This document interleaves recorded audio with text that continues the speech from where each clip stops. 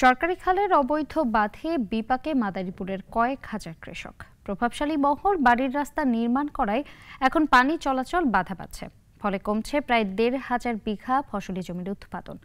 বারবার অভিযোগে মিলছে না প্রতিকার। রাকিব হাসানের প্রতিবেদন থেকে ডেস্ক রিপোর্ট।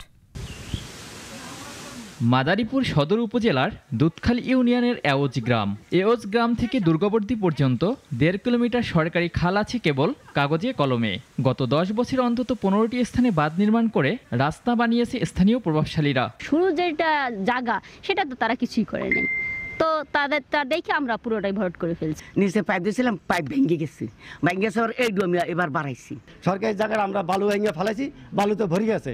এখন সরকার যদি ওই জায়গাটা যদি আবার চায় আমাদের, ঠিক আছে, ওই জায়গাটা আমরা খনন করিয়া ক্লিয়ার করে দেবো। পানি সরবরাহ ও নিষ্কাশনের উপায় নেই, সৃষ্টি হয় জলাবদ্ধতার। আর শুকনো মৌসুমে পানি নেই। 3টা ফসল হতো, এখন পানি জলাবদ্ধতার কারণে এখন একটা ফসল নেই। এখানের কৃষকরা সবাই ক্ষতিগ্রস্ত। বাধা দিতে গেলে আমার অনেক হুমকি দেয়। হুমকি দেওয়ার কারণে আমরা কিছু কইতে পারি না, মুখ বন্ধ করে থাকি। পানির অভাবে অন্তত ১৫০০ বিঘার ৩ ফসলি জমিতে একটি ফসল ওঠে। বিভিন্ন খালের যে জলাবদ্ধতা যেটা, সেটি যদি সময়ে সেটা নিষ্কাশিত না হতে পারে, তাহলে রোপণ বোপণ সবগুলো এটা বিলম্বিত হয়, সেখানে ফসলের উৎপাদন যেটা সেটা ব্যাহত হয়। বারবার অভিযোগে মিলছে না প্রতিকার। তবে অবৈধ দখলদারদের উচ্ছেদের কথা বলছেন উপজেলা নির্বাহী কর্মকর্তা। আইনত তাদেরকে উচ্ছেদ সহ অন্যান্য যে প্রয়োজনীয় ব্যবস্থা গ্রহণ করা প্রয়োজন জলাবদ্ধতা নিরসনের জন্য, সে ব্যাপারে আমরা প্রয়োজনীয় পদক্ষেপ নেব।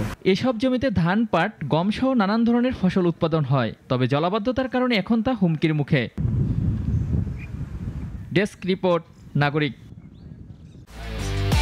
একমাত্র ওয়ালটন এসি দিচ্ছে 1 বছরের রিপ্লেসমেন্ট গ্যারান্টি এবং কম্প্রেসারের 10 বছরের গ্যারান্টি।